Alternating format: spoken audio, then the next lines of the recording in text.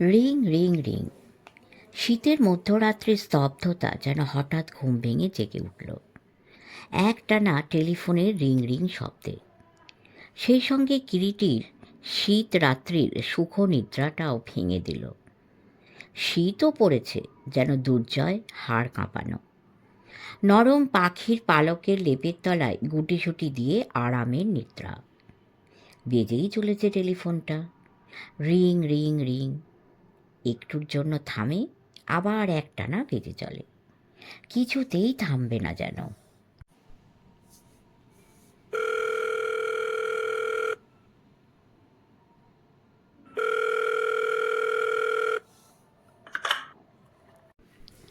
কিরিটি একান্ত বিরক্ত চিত্তে শেষ পর্যন্ত হাত বাড়িয়ে কোনো মতে প্লাস্টিকের ঠান্ডা রিসিভারটা টেনে নিল কানের কাছে। হ্যালো। ওপাশ হতে ভেসে এলো একটি ব্যাকুল কণ্ঠ। মিস্টার রায়? হ্যাঁ, কে আপনি? চেষ্টা করেও কিরিটি কণ্ঠের বিরক্তি চাপা রাখতে পারে না। আমি প্রতুল সেন কথা বলছি, কালীঘাট থেকে। প্রতুল? কি ব্যাপার? বিশ্রী একটা দুর্ঘটনা ঘটে গিয়েছে, তোমাকে এখনই একবার আসতে হবে ভাই। দুর্ঘটনা? এত রাত্রে? ব্যাপারটা একটু খুলে বলো তো। ফোনে সব কথা তো খুলে বলতে পারছি না, তুমি একটিবার এসো না ভাই। আমার হাত পা পেটের মধ্যে সেঁধিয়ে যাওয়ার জোগাড় হয়েছে। অত নার্ভাস হচ্ছ কেন? বলো না, কি ব্যাপার? শান্তাদি সুইসাইড করেছে। কথাটা আচমকা কিরিটির কর্ণপটহে এসে যেন একটা ধাক্কা দিল। কয়েকটা মুহূর্ত সত্যি কিরিটি কথাও যেন বলতে পারে না। প্রতুলের দিদি মিস শান্তা সেন সুইসাইড করেছে, মানে আত্মহত্যা? এসো ভাই একটিবার, শিগগিরই। যাচ্ছি যাচ্ছি, এখনই যাচ্ছি। ওই কথা কয়টি ছাড়া কিরিটি আর কিছুই যেন বলতে পারে না। ব্যাপারটা কেবল অবিশ্বাস্যই নয়, যেন কল্পনাতীত। শান্তা সেন মানে হরতনের বিবি আত্মহত্যা করেছে। মিস শান্তা সেন প্রতুলের বর্মা ফেরতার দিদি। তাকে দেখেই প্রথম দিন প্রতুলের ওখান থেকে ফিরে এসে সুব্রতকে কিরিটি বলেছিল, প্রতুলের দিদিকে দেখে কি আজ মনে হলো জানিস সুব্রত শুধিয়েছিল, কি? ওর নাম শান্তা সেন না রেখে রাখা উচিত ছিল হরতনের বিবি। সে আবার কি? বিস্মিত সুব্রত প্রশ্ন করেছিল। হ্যাঁ, তাসের হরতনের বিবির মতো ঠিক দেখতে মুখখানা ভদ্রমহিলার। সেই হরতনের বিবি আত্মহত্যা করেছে। কিরিটি শয্যা ছেড়ে উঠে পড়ল এবং তাড়াতাড়িতে, বিশেষ কোনো বেশভূষা না করে, একটা গরম ট্রাউজারের উপরে গেট কোটটা চাপিয়ে প্রস্তুত হয়ে নিল। চাবি দিয়ে গ্যারাজ খুলে নিজেই গাড়ি বের করল।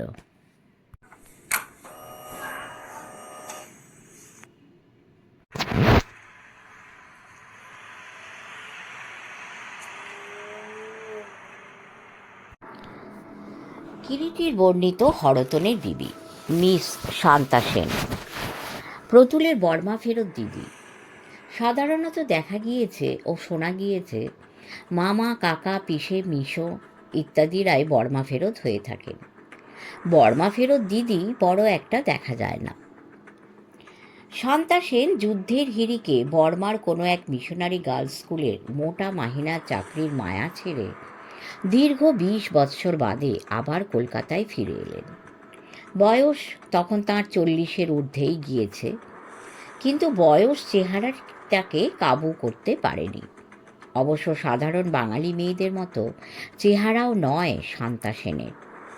প্রতুলদের গোষ্ঠীতে ছেলে মেয়ে লম্বায় সকলেই প্রায় 6 ফুটের কাছাকাছি। শান্তা সেনও বংশগত দৈহিক দৈর্ঘ্যটা পেয়েছিলেন। তাছাড়া তার দেহের গঠনে ছিল একটা পুরুষালী ভাব।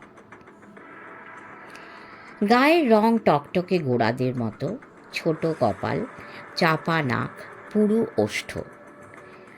মাথার দীর্ঘ কেশ সর্বদা টাইট করে বার্মিজ প্যাটার্ন চূড়ার আকারে মাথার উপরে বাঁধা থাকত, এবং মুখের লালচে স্বাভাবিক রং সব কিছু জড়িয়ে অনেকটা হরতনের আকারের যেন মনে হতো।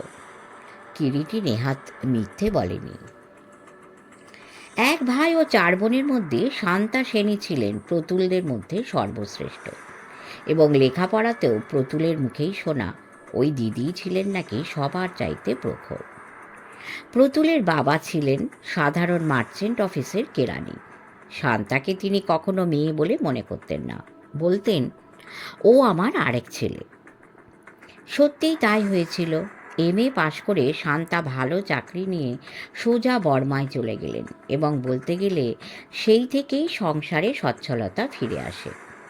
শান্তা ও প্রতুল বিবাহ করেনি, কিন্তু বাকি ছোট 3 বোনের বিবাহ হয়ে গিয়েছিল।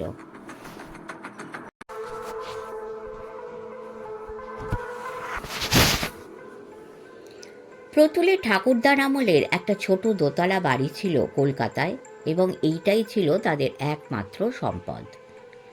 প্রতুল লেখাপড়ায় তেমন কোনো সুবিধা করতে পারেনি, সামান্য কেরানি কোনো এক মার্চেন্ট অফিসে।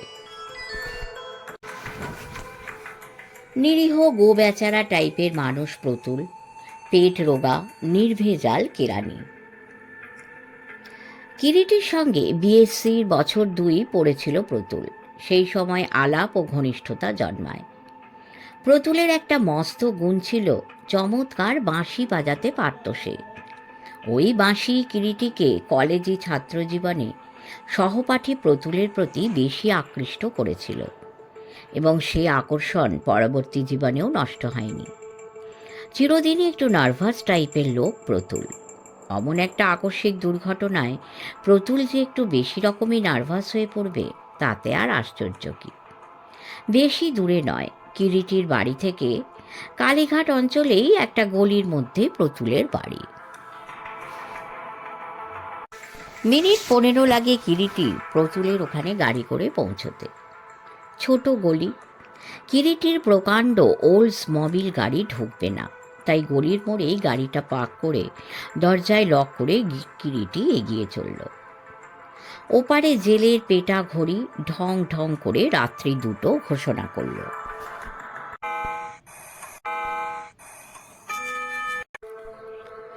প্রচণ্ড কনকনে শীত পড়েছে। বাইরের ঘরে আলো জ্বলছিল। দরজায় কড়া নাড়ার আগেই দরজা খুলে গেল। সামনেই দাঁড়িয়ে প্রতুল। সমস্ত মুখে যেন তার এক ফোঁটা রক্তও নেই। ফ্যাকাশে বিবর্ণ, চোখে মুখে একটা অসহায় আতঙ্ক ফুটে উঠেছে। এসেছ? হ্যাঁ। ঘরের মধ্যে প্রতুল ছাড়া আর দ্বিতীয় প্রাণী কেউ ছিল না। একটা সেক্রেটারিয়ের টেবিল, খান 2 বেতের চেয়ার এবং গোটা 2 সোফা। সমস্ত বাড়িটায় যেন একটা অস্বাভাবিক স্তব্ধতা পাথরের মতো ভারী হয়ে চেপে বসেছে। কোথাও সামান্য একটি শব্দও নেই। কেবল দেওয়ালে টাঙানো ক্লকটার পেন্ডুলামটা টক টক টক একঘেয়ে একটা শব্দ তুলে এদিক আর ওদিক করছে। স্তব্ধ নিশুতি রাতে হৃৎপিণ্ডটা যেন ধকধক করছে।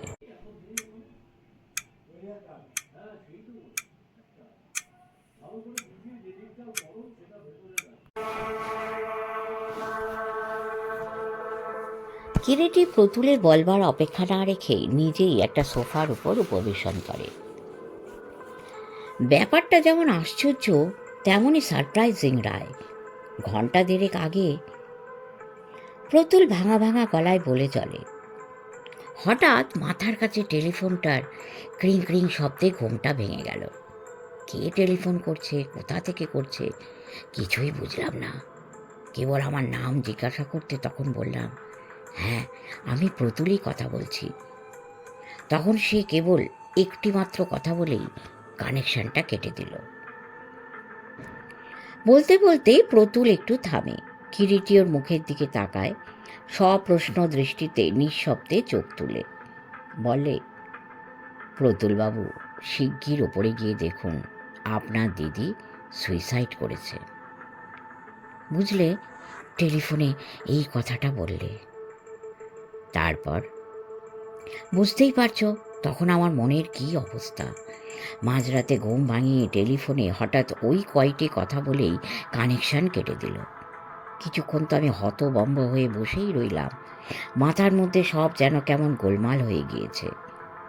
শেষ পর্যন্ত একটু সামলে নিয়ে বিছানা ছেড়ে উঠলাম এবং 3 তলার একটি মাত্র ঘরে, যেখানে দিদি থাকে, সেই ঘরের দিকে গেলাম সিঁড়ি বেয়ে উঠে।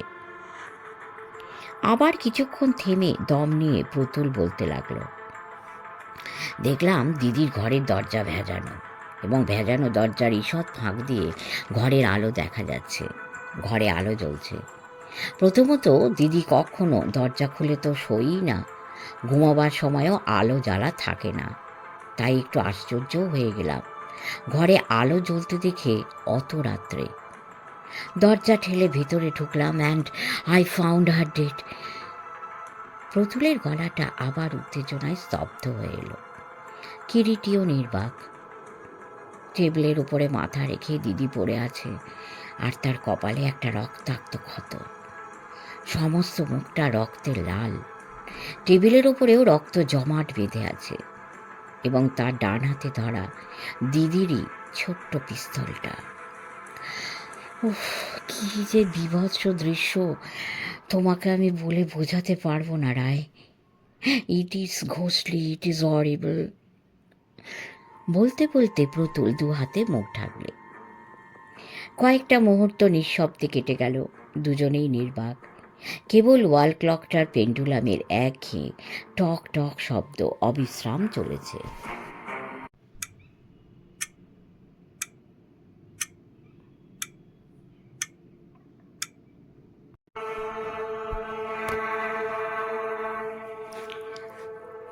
সমস্ত ব্যাপারটা যেন এখনো আমার কাছে একটা দুঃস্বপ্ন বলে মনে হচ্ছে।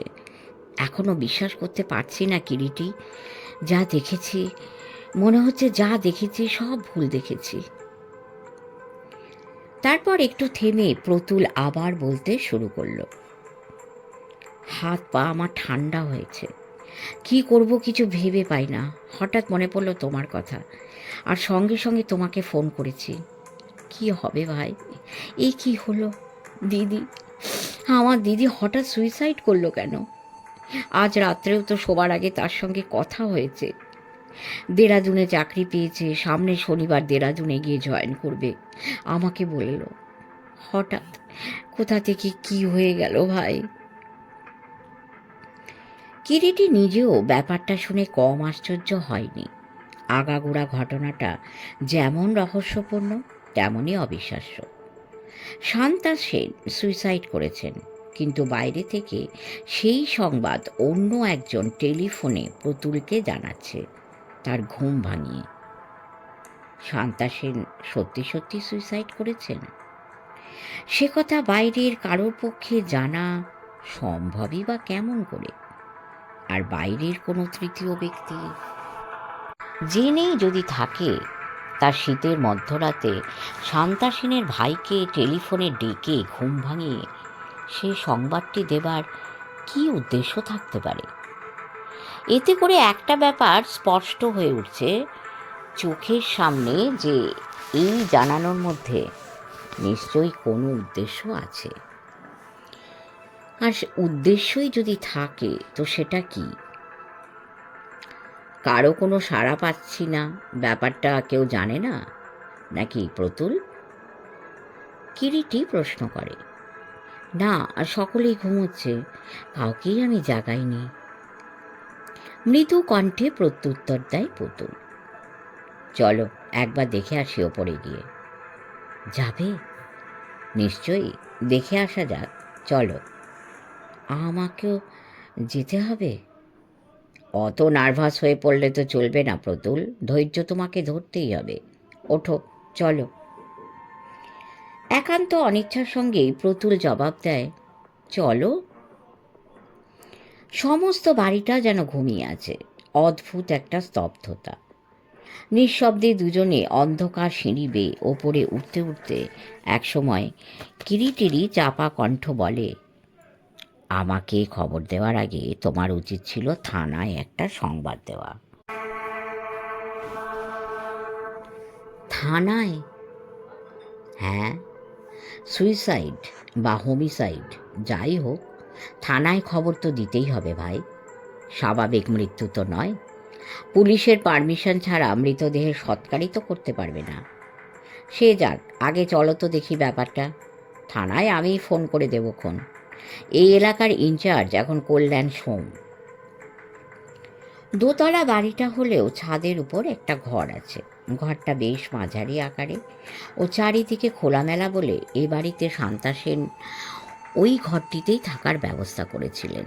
তাছাড়া শান্তা সেন চিরদিনই একটু নির্জন প্রিয়। একতলা ও দোতলায় সর্বসমেত 5খানা ঘর।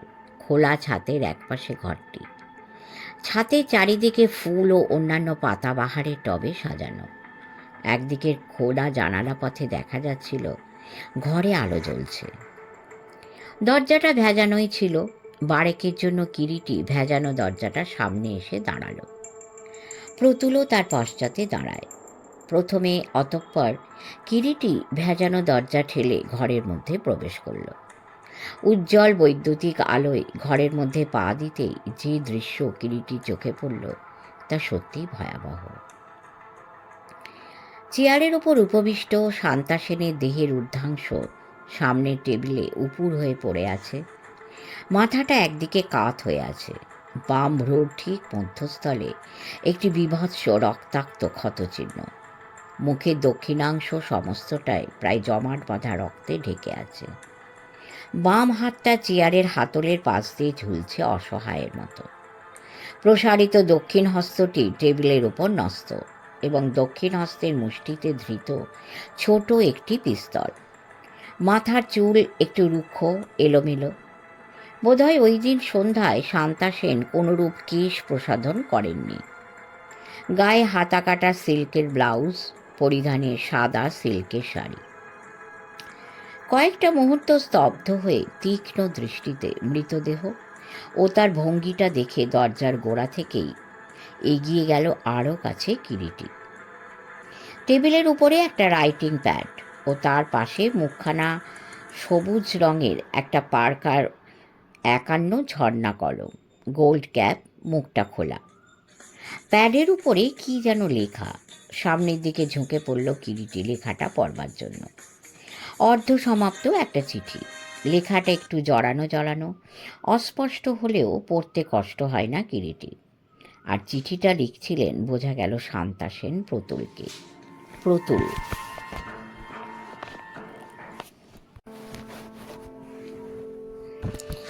আমি ভেবে দেখলাম এখানে তোমার সঙ্গে থাকা আমার পক্ষে সম্ভব হবে না, তাই কালই আমি চলে যাচ্ছি। মাইকেল ব্রাটলার ব্যাপারটা যে তুমি অন্যভাবে নেবে বুঝতে পারিনি। ওই পর্যন্তই চিঠিটা লেখা হয়েছিল। অসমাপ্ত চিঠি। চিঠির শেষাংশ নেই। প্যাড থেকে ওই পাতাটা ছিঁড়ে কিরিটি কাগজটা ভাঁজ করে পকেটে রেখে দিল। পিস্তলটা হাতের মুঠোর মধ্যে বেশ শক্ত করে ধরা। ঝোলানো হাতটা তুলতে গিয়ে কিরিটি বুঝতে পারে ইতিমধ্যে রাইগার মর্টিস সেট করেছে। কিরিটি ঘরের চতুষ্পার্শ্বে আর একবার তাকালো। মাঝারি আকারের ঘর, সামান্য আসবাবপত্রের মধ্যেই একটা ছিমছাম ভাব। পরিচ্ছন্ন রুচির প্রকাশ। একটা সিঙ্গেল খাট, বিস্তৃত শয্যা। দেখলেই বোঝা যায় শয্যা ওই রাত্রে আদৌ ব্যবহৃত হয়নি। একটি আয়না বসানো আলমারি, একটি ড্রেসিং টেবিল, তার পাশে একটি আলনায় কয়েকটি শাড়ি, ব্লাউজ ও গরম জামা। আলনার নিচে কয়েক পাটি লেডিস শু, চপ্পল। আর একটা টেবিল, দুটো চেয়ার ও একটা চামড়া দিয়ে মোড়া বেতের মোড়া। হাতঘড়ির দিকে তাকিয়ে দেখল কিরিটি রাত 2:35 হয়েছে। একটি বাদে ঘরের বাকি সব জানালাই খোলা। উত্তরে জানালা পথে মধ্য শীতরাত্রির হিমশীতল বায়ুপ্রবাহ এসে প্রবেশ করে হাড় পর্যন্ত যেন কাঁপিয়ে দিচ্ছে। কটা আন্দাজ তুমি ফোনে জানতে পারো প্রতুল ব্যাপারটা? এই রাত তখন প্রায় 1টা হবে। এবারে পুলিশও তো একটা খবর দেওয়া দরকার। বলতে বলতে হঠাৎ একটা অস্পষ্ট শব্দে ঘুরে খোলা দরজার দিকে তাকাতেই বিস্মিত হতচকিত কিরিটির কণ্ঠে উচ্চারিত হলো প্রশ্নবোধক একটি চিহ্ন। কে? সঙ্গে সঙ্গে প্রতুলেরও নজরে পড়েছিল খোলা দরজার দিকে, এবং প্রায় সঙ্গে সঙ্গেই প্রতুল বলে, এ কি, মাইকেল ব্রাডলো? মাইকেল ব্রাডলো দীর্ঘকায় কৃষ্ণবর্ণ এক পুরুষ, খোলা দরজার উপরে দাঁড়িয়ে, দু চোখে বিস্ময় ভরা সপ্রশ্ন দৃষ্টি, চৌকো ছড়ানো মুখ, ফ্রেঞ্চ কাট দাড়ি, ওষ্ঠের ওপরে পাকানো একজোড়া গোঁফ, ছোট কপাল, মাথার চুল বিশ্বস্ত্র এলোমেলো, পরিধানে স্লিপিং পাজামা ও কালো রঙের উপর লাল সুতোয় তোলা ড্রাগনের মূর্তি, কিমোনো গায়ে। কি ব্যাপার প্রতুল বাবু, ইনি কে? পরিষ্কার শুদ্ধ উচ্চারণে বাংলায় কথা বললেন আগন্তুক মাইকেল ব্রাডলো। গলাটা একটু ভাঙা ভাঙা ও কর্কশ, কিন্তু কিরিটি বা প্রতুল কারো মুখ দিয়েই কোনো কথা বের হলো না। মাইকেল এবারে সোজা ঘরের মধ্যে প্রবেশ করলেন এবং সামনেই রক্তাক্ত শান্তা সেনের মৃতদেহটা দেখে চমকে দুপা পিছিয়ে গিয়ে যেন স্বগতোক্তি করলেন, হাউ হরিবল! এ কি শান্তা? প্রতুলই কথা বললে, দিদি সুইসাইড করেছে। সুইসাইড? শান্তা সুইসাইড করেছে? মাইকেল আবার বললেন। সংক্ষেপে প্রতুল সমস্ত ঘটনাটা আবার তাকে বললেন। How impossible! এসব আপনি কি বলছেন প্রতুল বাবু? এক্সকিউজ। কিরিটির কথায় ব্রাটলো ফিরে তাকালেন। আপনি আপনি হঠাৎ উপরে এলেন? ঘুম কোনোদিনই আমার খুব গাঢ় নয়। এই ঘরের ঠিক নিচের ঘরটাতেই আমি শুয়েছিলাম। আপনাদের পায়ের শব্দে আমার ঘুম ভেঙে গিয়েছে। এত রাত্রে এ ঘরে কে হেঁটে বেড়াচ্ছে দেখবার জন্যই উপরে এসেছি। মিস্টার ব্রাটলো একটু আগে বলেছিলেন আপনার ঘুম খুব গাঢ় নয়। এর আগে কোনোরূপ শব্দ বা চিৎকার শুনতে পাননি? না, তাছাড়া রাত 11টা পর্যন্ত তো এই ঘরে বসেই আমি আর শান্তা গল্প করেছি। রাত 11টা পর্যন্ত? হ্যাঁ। হঠাৎ কিরিটি প্রতুলের দিকে ফিরে তাকিয়ে প্রশ্ন করে, তুমি কোন ঘরে শুয়েছিলে প্রতুল? বরাবর দোতলার ঘরেই আমি শুই। গত পরশু মিস্টার ব্রাডলো আসার পর থেকে দোতলায় আমার ঘরটা ছেড়ে দিয়ে আমি নিচে বৈঠকখানার পাশের ঘরটাতে শুচ্ছিলাম। মিস্টার ব্রাডলো, আপনি কোনো ফোনের রিং শুনেছেন? ফোনের রিং? নো, কই না তো। আচ্ছা, চলো প্রতুল নিচে। তাহলে কল্যাণ সোমকে একটা ফোন করা দরকার। Let him come. Kalyan Som, who is he? প্রশ্নটা করেন মাইকেল, কালীঘাটের থানার ইনচার্জ। জবাব দেয় কিরিটি। ফোন পেয়ে আধ ঘন্টার মধ্যে কল্যাণ সোম এসে হাজির হলো। কল্যাণ সোমও একটু আশ্চর্যই হয়ে গিয়েছিল এত রাত্রে এরকম জায়গা থেকে কিরিটির ফোন পেয়ে।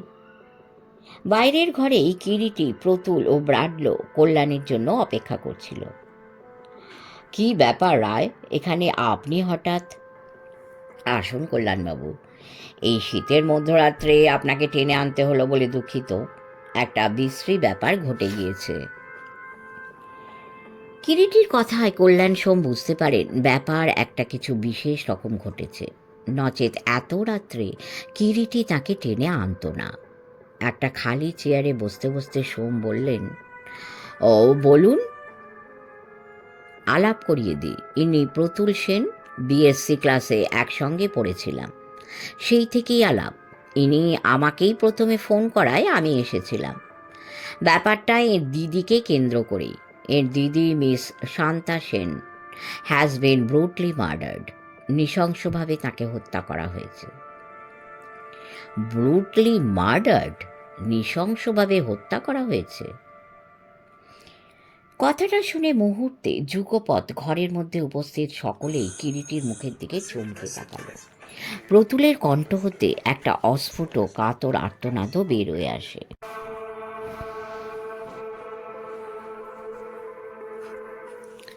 কি বলছেন আপনি মিস্টার রায়? প্রশ্ন করলেন মাইকেল ব্রাডলো। হ্যাঁ, অত্যন্ত দুঃখের সঙ্গে আমি বলতে বাধ্য হচ্ছি মিস্টার ব্রাডলো, মিস শান্তা সেন আত্মহত্যা করেননি।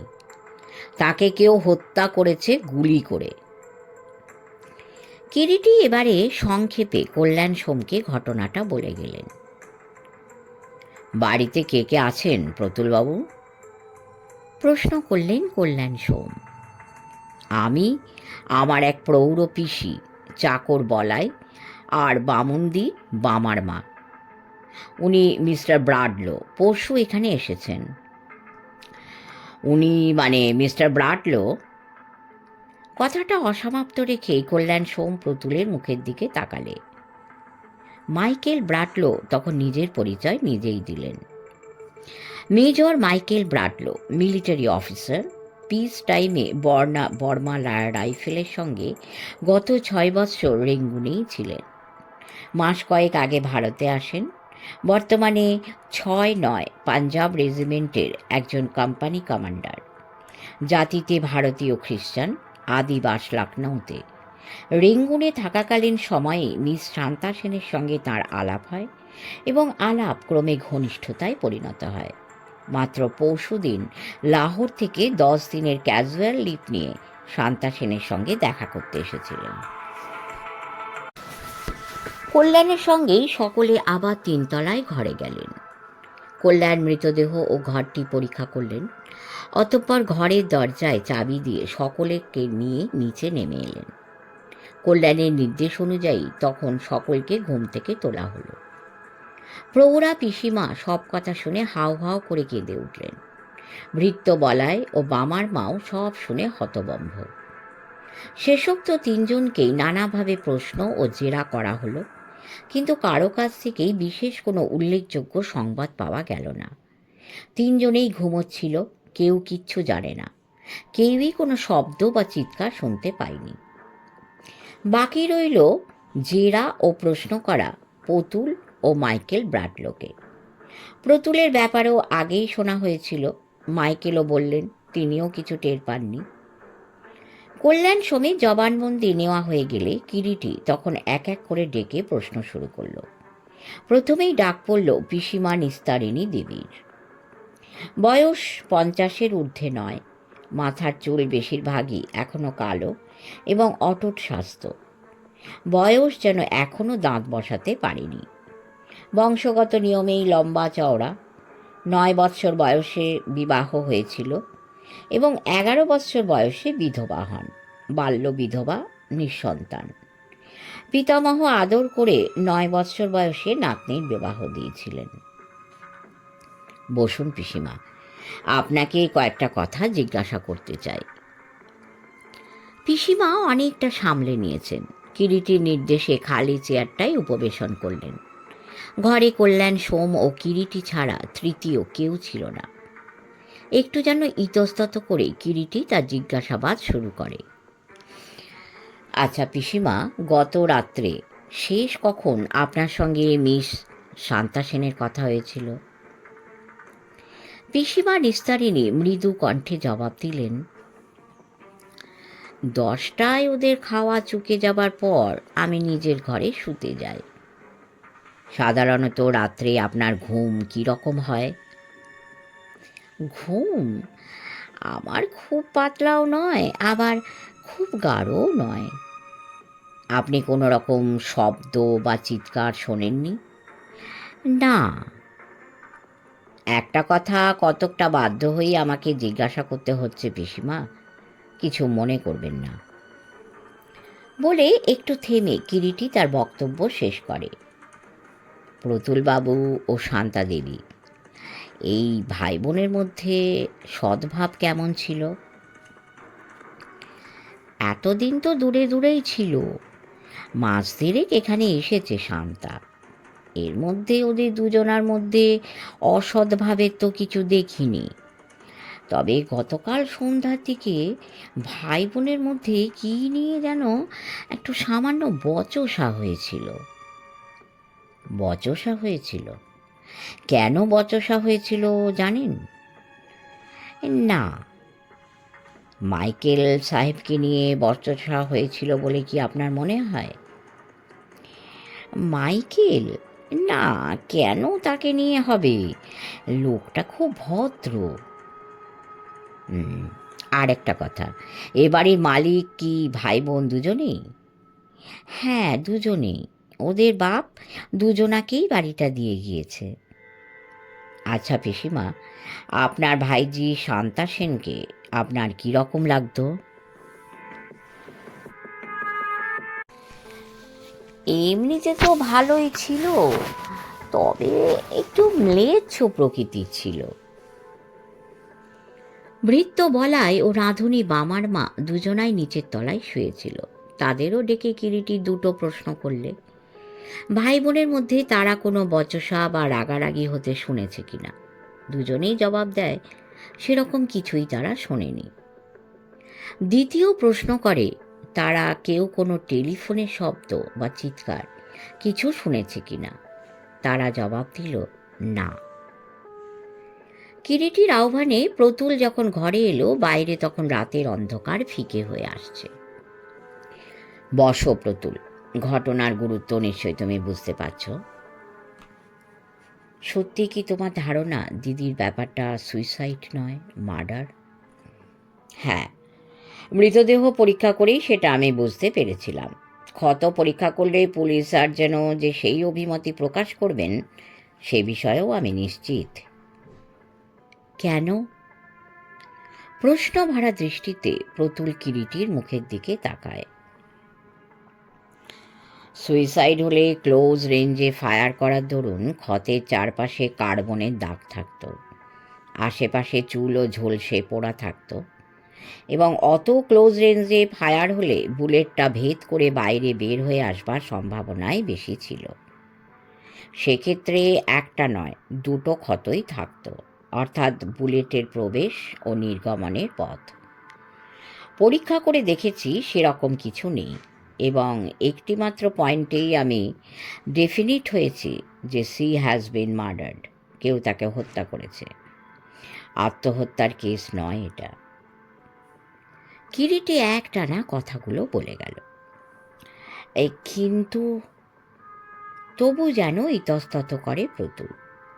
না, এতে আর কোনো সন্দেহ নেই প্রতুল, এবং নিশ্চয়ই বুঝতে পারছো ব্যাপারটা কতখানি সিরিয়াস।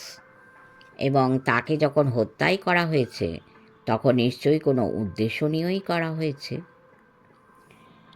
আমি তো কিছুই বুঝতে পারছি না ভাই, দিদিকে এভাবে কে হত্যা করবে, আর কেনই বা করবে? কেন হত্যা করা হলো সেটা, মানে উদ্দেশ্য অর্থাৎ মোটিভটা জানতে পারলে তো সমস্যাটাই অনেকটা সোজা হয়ে আসতো। সেটাই তো আপাতত আমাদের অনুসন্ধান করে জানতে হবে ভাই। একটু থেমে কিরিটি আবার বললে, পিসিমার মুখে শুনলাম গতকাল সন্ধ্যার দিকে নাকি তোমার সঙ্গে তোমার দিদির কি নিয়ে একটা বচসা হয়েছিল। কিছু মনে করো না ভাই, ব্যাপারটা যদি তুমি আমাকে খুলে বলো। প্রতুল যেন একটু ইতস্তত করলে কয়েকটা মুহূর্ত, তারপর বললে, হ্যাঁ হয়েছিল, মাইকেলকে নিয়ে। মাইকেলকে নিয়ে? তারপর যেন কয়েকটা আত্মগতভাবেই বললে, অনুমান তাহলে সত্য। সামথিং ইস্কাবনের সাহেব, হরতনের বিবি আর ইস্কাবনের সাহেব। কি বললে? কিছু না, কিন্তু বচসা হয়েছিল কেন? কিরিটি কথাটা ঘুরিয়ে দেয়। তুমি তো জানো রায়, কীরকম গোঁড়া হিন্দু ছিলেন আমার বাবা। তাই কি? দিদি নাকি এখানে আসবার বৎসরখানেক আগেই ধর্মান্তর গ্রহণ করেছিলেন। ধর্মান্তর গ্রহণ করেছিলেন? হ্যাঁ, খ্রিস্টান হয়েছিল। কিন্তু হঠাৎ তিনি এতকাল পরে ধর্মান্তর গ্রহণ করলেন কেন? সেটাই তো আশ্চর্য। কিরিটি একটু ভেবে বলে, আচ্ছা, তোমার দিদি ধর্মান্তর গ্রহণের ব্যাপারটার সঙ্গে মাইকেল ব্রাডলোর কোনো যোগাযোগ আছে বলে তোমার মনে হয় কি প্রতুল? দিদিকে অবশ্য সে কথা বলতে সে সোজা অস্বীকার করেছিল, কিন্তু আমার মনে হয় ভাই। কেন? মাইকেলের বাপ জোসেফ ব্রাটলো নাকি একজন গোঁড়া ধর্মযাজক পাদ্রী। রেঙ্গুনে থাকাকালীন সময়ে ব্রাডলো পরিবারের সঙ্গে দিদির খুব বেশি ঘনিষ্ঠতা হয়, এবং সেই পাদ্রী জোসেফ ও মাইকেলের চেষ্টাতেই দিদি ধর্মান্তরিত হয়। দিদি যে ধর্মান্তর গ্রহণ করেছে এটা আমার জানা ছিল না। মাইকেল আসবার পরই সেটা প্রকাশ পায়। এই ব্যাপার নিয়েই কি তোমাদের মধ্যে বচসা হয়েছিল, প্রতুল? হ্যাঁ, দিদিকে আমি স্পষ্টই বলে দিয়েছিলাম ক্রিশ্চানের এ বাড়িতে স্থান হতে পারে না, কারণ এখনও আমাদের এ বাড়িতে কুলদেবতা লক্ষ্মী নারায়ণ আছেন এবং নিয়মিত তার পূজা হয়ে থাকে। তোমার দিদি তোমার সে কথার জবাব দিয়েছিলেন? সে বলেছিল আমার নাকি এ বাড়ি থেকে তাকে তাড়াবার কোনো অধিকার নেই, বিশেষ করে তারও উপার্জিত অর্থ নাকি এ বাড়ি তৈরি করবার সময় বাবা নিয়েছিলেন। অতঃপর কিরিটি বললে, আচ্ছা, তুমি এবারে মাইকেলকে গিয়ে পাঠিয়ে দাও। মাইকেল ব্রাডলো এলেন। বসুন মিস্টার ব্রাডলো। মাইকেল উপবেশন করার পর কিরিটি আবার প্রশ্ন শুরু করে, আচ্ছা মিস্টার ব্রাডলো, আপনার সঙ্গে তো মিস সেনের অনেক দিনের আলাপ। মিস সেন কোন প্রকৃতির স্ত্রীলোক ছিলেন বলতে পারেন? একটু অসহিষ্ণু ও রকচাটা ছিলেন বটে miss Sen, otherwise she had a perfect character. খুব সাহসী, উচিত বক্তা ও রেসপন্সিবল ছিলেন। আপনার সঙ্গে তার বিবাহের কোনো কথাবার্তা কখনো হয়েছিল কি? না, কোনো দিনই না। We were just like sister and brother. তাছাড়া আমি যতদূর তাকে জানতাম বিবাহের ব্যাপারটাকে তিনি বরাবর ঘৃণাই করেছেন। আচ্ছা, আরেকটা কথা বলতে পারেন, হঠাৎ তিনি ধর্মান্তরিত হয়েছিলেন কেন? সেটা সম্পূর্ণ তার ব্যাপার, আমি কেমন করে তার জবাব দেব বলুন? ওয়েল মিস্টার ব্রাডলো, মিস সেনের এই হত্যার ব্যাপারটা আপনার কোনো রকম কিছু মনে হয় কি? সত্যি কথা বলতে কি মিস্টার রায়, আমি যেন ব্যাপারটা একেবারে যাকে বলে বজ্রাহত হয়ে গিয়েছি। কাউকে আপনার সন্দেহ হয়? ব্যাপারটা আগাগোড়ায় আমার কাছে কল্পনাতীত বলে মনে হচ্ছে। সন্দেহ করব কাকে? প্রথমত, প্রতুলের মুখে শান্তা আত্মহত্যা করেছে শুনে যেমন ব্যাপারটা কোনো ক্রমেই আমার বিশ্বাস বা বোধগম্যের মধ্যে ধরা দেয়নি, তেমনি দ্বিতীয়ত আপনার মুখে ব্যাপারটা আত্মহত্যা নয় হত্যা, এটা শুনেও আমার সমস্ত বিচার বুদ্ধি দিয়ে কোনো মীমাংসাতেই পৌঁছাতে পারছি না। শান্তার মতো স্থির বুদ্ধি মেয়ের কোনো কারণেই আত্মহত্যার ক্ষণিক দুর্বলতা জাগতে পারে না। এমনকি তাকে হত্যা করবার প্রয়োজন হতে পারে কেন, সেটা আমার ধারণাতেই আসছে না। কিরিটি মাইকেলের কথার কোনো জবাব দেয় না। নমস্কার, লিজি নন বেঙ্গলি অডিও টুরিস্ট চ্যানেলে আজ আপনাদের শোনাচ্ছি ইস্কাপনের সাহেব হরতনের বিবি। শেষ করলাম প্রথম পর্ব।